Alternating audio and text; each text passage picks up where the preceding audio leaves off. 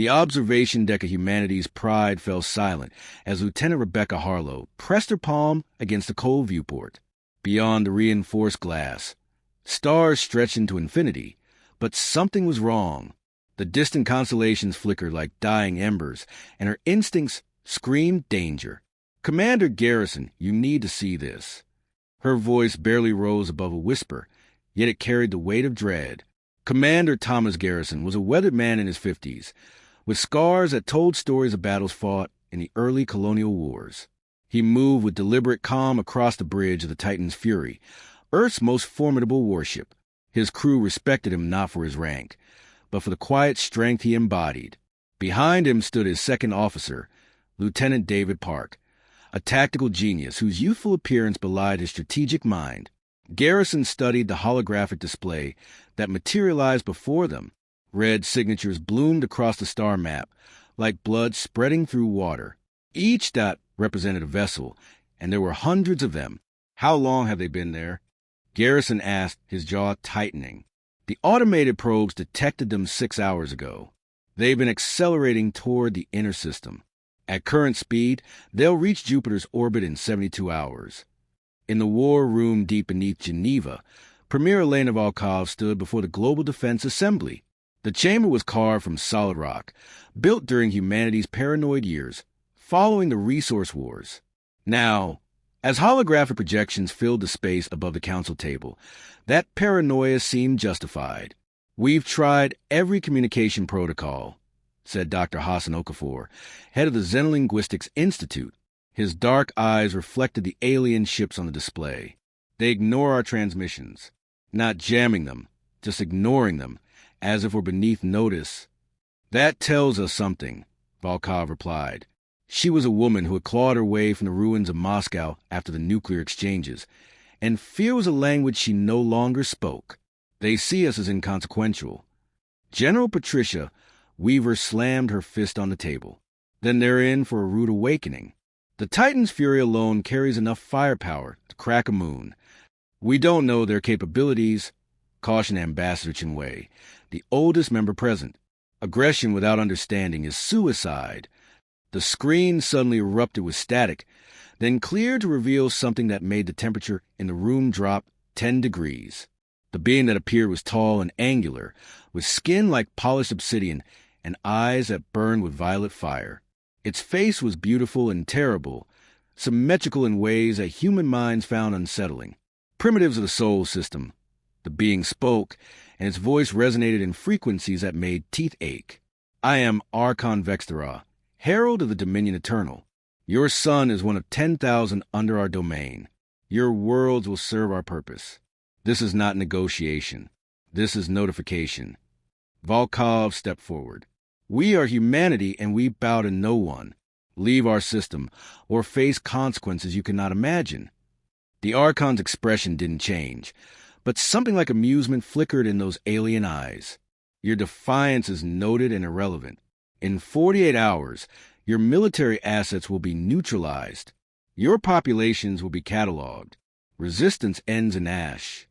The transmission died. Silence gripped the room until Weaver spoke. "We need every ship armed and ready. Every defense platform online. Every last weapon we've got. And we need the Leviathan protocols activated." Volkov said quietly. The room erupted. The Leviathan protocols were mythology, a project so classified that most thought it was propaganda designed to intimidate rival nations during the old wars. "The Leviathan is real?" Ambassador Chen's voice trembled. "It's real," Volkov confirmed. "And if we're going to survive the next 48 hours, we need it operational." Far below the lunar surface, in a facility that officially didn't exist, Chief Engineer Nicole Brennan worked frantically. Around her, hundreds of technicians moved with precision through corridors lined with machinery that pulsed with barely contained energy. At the heart of it all sat the Leviathan, a ship so massive it could swallow a city. "Power core at 30%, called out Specialist James Kowalski from a station. "Quantum drives responding. We might actually pull this off." "We don't have a choice," Brennan replied, her fingers dancing across holographic controls. "If those things make it past Jupiter, Earth becomes a graveyard." The ship was humanity's secret, built over 20 years using technology reverse engineered from a probe found drifting near Pluto. Nobody knew where it came from, but its systems were decades beyond anything humanity could design. The project consumed resources from every nation, justified only by the paranoid belief that someday something would come from the stars seeking to end them. That day had arrived. On the Titan's Fury, Garrison gathered his senior staff. Lieutenant Harlow stood beside Park, along with Engineer Rodriguez and Medical Officer Dr. Yuki Tanaka. Their faces were grim but determined. "They think we're weak," Garrison said. "They think we'll fold. Every species they've encountered probably did exactly that. But they don't know us. They don't know what humans become when our backs are against the wall." "Sir, the odds," Park began. "The odds don't matter, Lieutenant. What matters is making them pay for every inch of space they take. What matters is giving Earth time to activate whatever ace they're hiding. We're not here to win. We're here to make them bleed." Through the viewport, the stars continued their ancient dance, but now they seemed colder, more distant. Somewhere beyond Neptune's orbit, the Dominion fleet advanced with the certainty of predators approaching helpless prey. They were about to learn that humanity was never helpless. Humanity was dangerous precisely because they had everything to lose. The first battle began not with thunder, but with silence. Commander Garrison watched as 3 Dominion vessels emerged from the darkness beyond Neptune like sharks circling wounded prey. Their hulls shimmered with energy fields that bent light itself, making them appear as mirages against the cosmic void. Reading massive energy buildups on all 3 contacts, Park announced, his voice steady despite the tremor in his hands. "They're charging weapons." Garrison felt the familiar calm settle over him, the same sensation he experienced before every engagement. Fear was useful only if it sharpened the mind, and his mind was now sharp as broken glass. "All batteries, prepare to fire on my mark. Helm, execute evasive pattern Sierra 7. The Titan's Fury rolled with surprising grace for a vessel 2 kilometers long. Its experimental engines, powered by controlled fusion reactions, pushed the warship into a banking dive that would have crushed an untrained crew. But Garrison's people were the best humanity had trained, selected from every nation, every military tradition, prepared for a war everyone prayed would never come. The Dominion ships fired first. Lances of purple energy sliced through space, each beam carrying enough power to vaporize a mountain. The Fury's shields flared brilliant white as they absorbed the impact, but the ship shuddered like a living thing in pain. "Shields at 68%, Harlow called out. "That was just a probing shot." "Then let's show them what a real shot looks like. Fire all forward batteries." The Fury's response was devastating. Rail guns accelerated projectiles to a fraction of light speed, each slug carrying kinetic energy that could shatter continents. Missile tubes opened like hungry mouths, disgorging dozens of nuclear-tipped warheads that burned bright in the darkness. And at the heart of it all, the ship's main cannon, a weapon that channeled pure plasma, spoke with the voice of human fury. The lead Dominion vessel took the barrage directly. For a moment, nothing seemed to happen. Then its shields collapsed in a cascade of failing energy, and the projectiles tore through its hull like paper. Secondary explosions rippled across its surface as internal systems failed. The great ship listed, trailing debris and atmosphere, mortally wounded. But its companions were already adapting. They scattered, their movements impossibly quick, and returned fire with weapons that seemed to learn from each shot. One beam caught the Fury's port side, punching to the outer armor and venting 3 compartments to space. "Damage control teams to Section 9, Garrison ordered. "Seal bulkheads 12 through 15.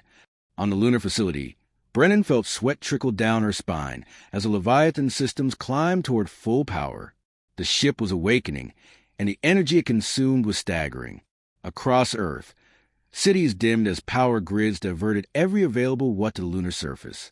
Core temperature rising, Kowalski warned, "If we push too hard, we risk a cascade failure." "We push as hard as necessary," Brennan replied. "There are people dying out there buying us time. We don't waste their sacrifice." She pulled up a communication channel. "Premier Volkov, we need another 12 hours minimum." The quantum processors are still synchronizing with the weapons array. Volkov's face appeared, aged 10 years in the past day. The Dominion fleet just passed Saturn. Garrison is holding them at Neptune, but he can't last 12 hours. Can you give us weapons? Even partial systems?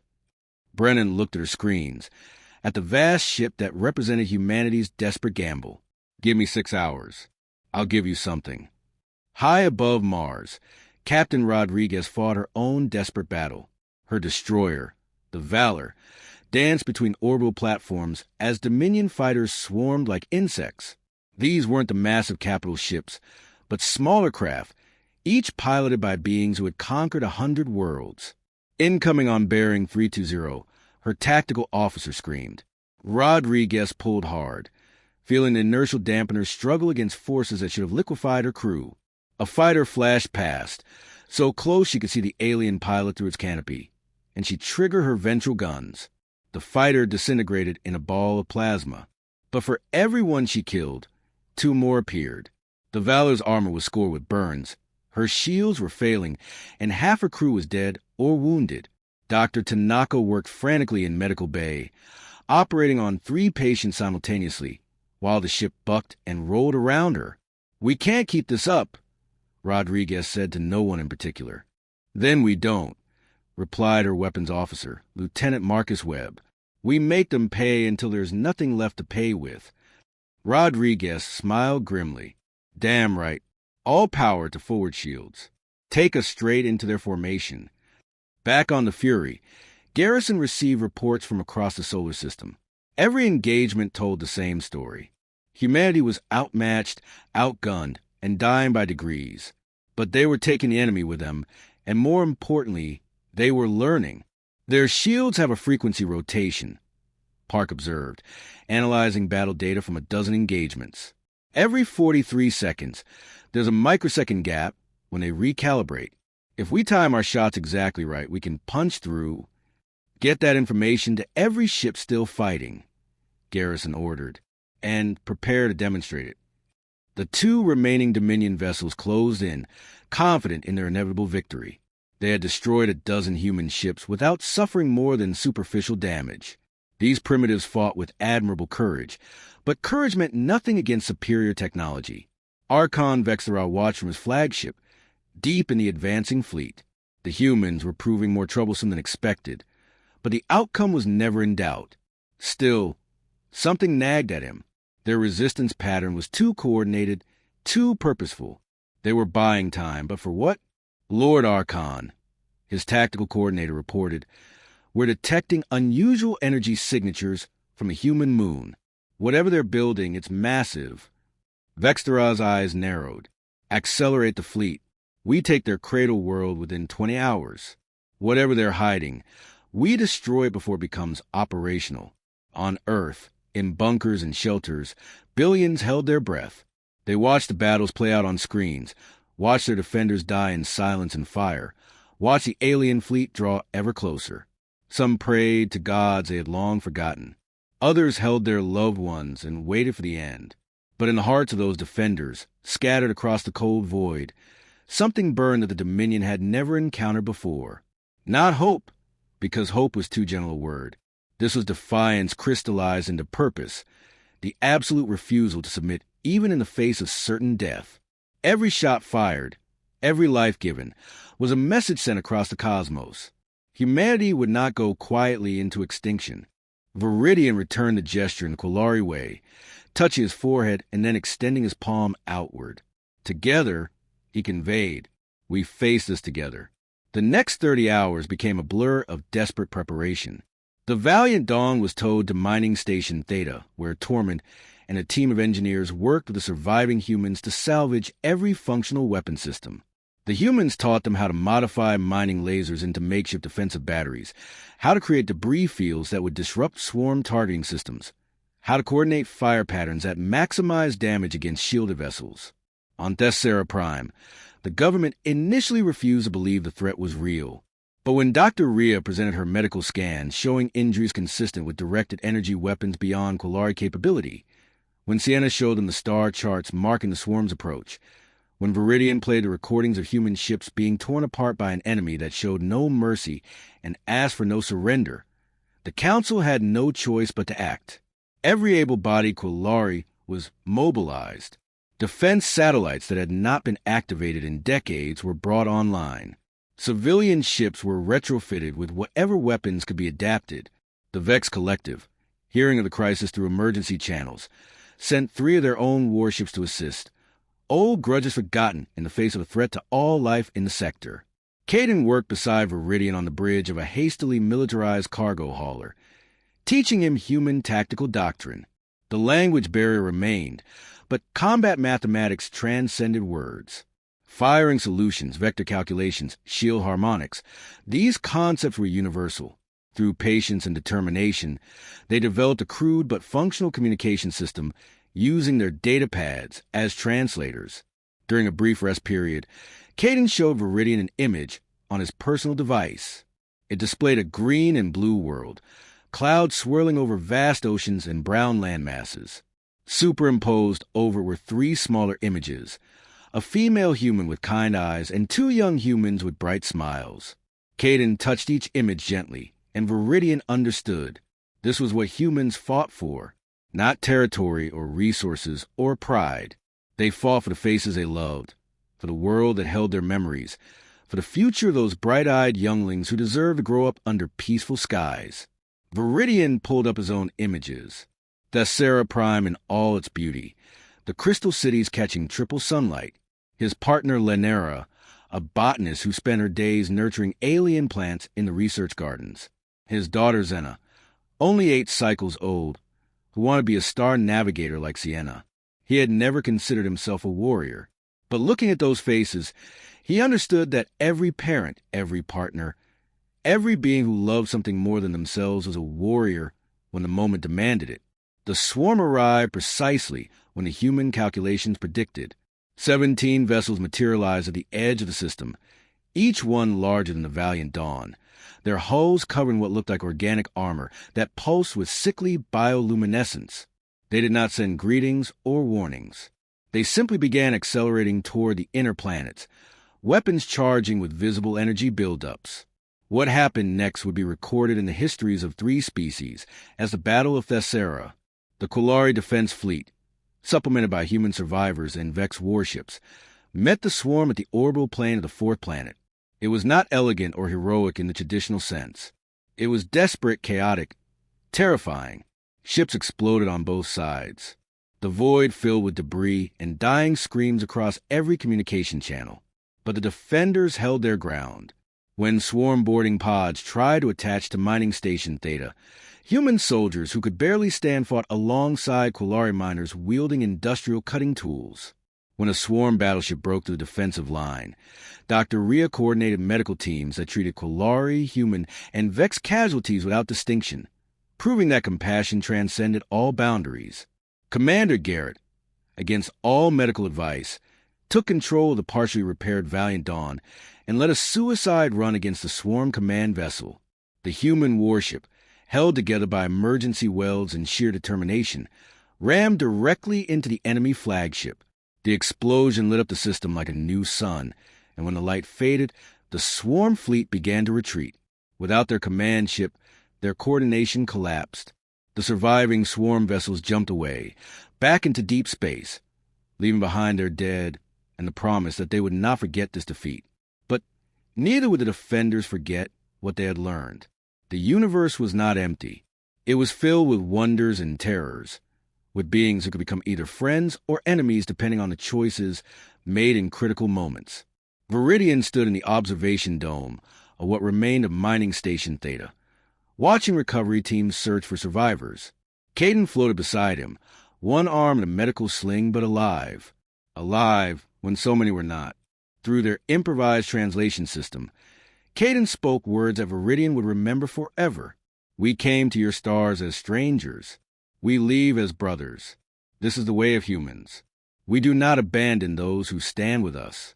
And we have learned," Viridian replied, "that peace is precious, but some things are worth fighting for. Thank you for teaching us to be brave when bravery was needed most." named O'Brien, who uses ship's drilling lasers to blind Dominion fighters. A grandmother named Patel, who piloted a transport loaded with volatile fuel directly into an enemy cruiser. Buy her grandchildren time to escape. Thousands of stories of ordinary people becoming extraordinary in the face of extinction.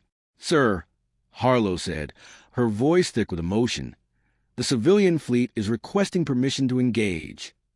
Garrison felt something break inside his chest, something that had been held tight for too many years. These were not soldiers.